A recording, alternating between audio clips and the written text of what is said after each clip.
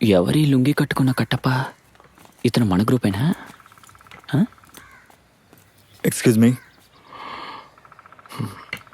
Yes. ఎవరు మీరు? నేను అక్కడ పేషెంట్. మెంటల్ హాస్పిటల్ నుంచి నేరుగా వచ్చారా? అలా కూడా వస్తారా? మరి ఈ టైంలో నేను ఉన్ని అన్న డైలీ ఇక్కడ పేకాట ఆడుతూ ఉంటాం. ఆయన బయటికి వెళ్ళారు. సారీ, రేపటి నుంచి షూట్ ఉంది, ఇక నుంచి అవన్నీ కుదరవు. ఓ, ఆయన చెప్పారు. Anyway, all the best. John Don Bosco. నా పేరు తపస్. జాఫిన్. జోఫిన్. ఐ యామ్ అను, అదేగా పేరు. ఆస్ట్రేలియా. ఇప్పుడు నేనే రామానందం. దుబాయ్ నుంచి. ఉన్ని అన్న చెప్పారు. Anyway, take care. మీరేం చేస్తుంటారు? నాకు పనంటూ ఏం లేదు. ప్యాకటే పని అన్నమాట. సరే సరే. ఓకే. సార్ ఏంటి ఇక్కడ? నన్ను గుర్తుపట్టారా? మా నాన్నగారు బుక్ని మీరే ఢిల్లీలో పబ్లిష్ చేశారు. జైన్ వేణుగారు అమ్మాయి. అవును. సార్ అక్కడ క్లాస్ తీసుకుంటున్నారా? నాన్న నెక్స్ట్ ఇయర్ రిటైర్ అవుతున్నారు. Okay. Guys, he's famous mentalist John Don Bosco. Mental అంట. ఏంట్రా అది? నేను చెప్పాను కదా. సార్ ఒక్క ఫోటో తీసుకుంటాను. నాన్నగారు సంతోషిస్తారు.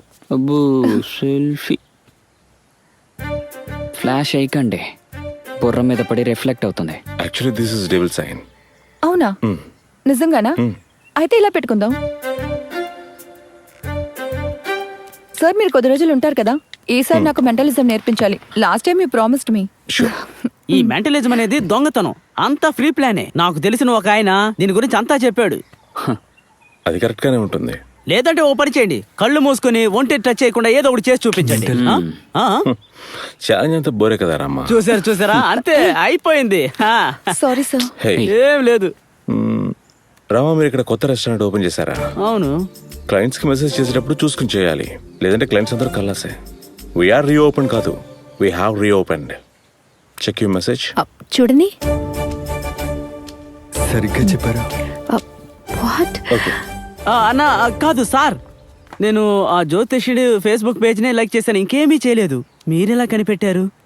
ఇది సింపులే. మన కీప్యాడ్ లో ఒక్కో లెటర్ కి ఒక్కో శబ్దం ఉంటుంది, దాన్ని గమనిస్తే చాలు. ఇంతేనా? ఇదేనా మెంటలిజం? జెఫిన్ నాన్నతో పెట్టుకున్న గొడవ ఇంకా పూర్తవదు కదా? లేదు, ఆఫ్టర్ పాయింట్ ఇంటి నుంచి బయటికి రావడం మంచిది. అది మనకి ఇండిపెండెన్స్ ఇస్తుంది. You take care.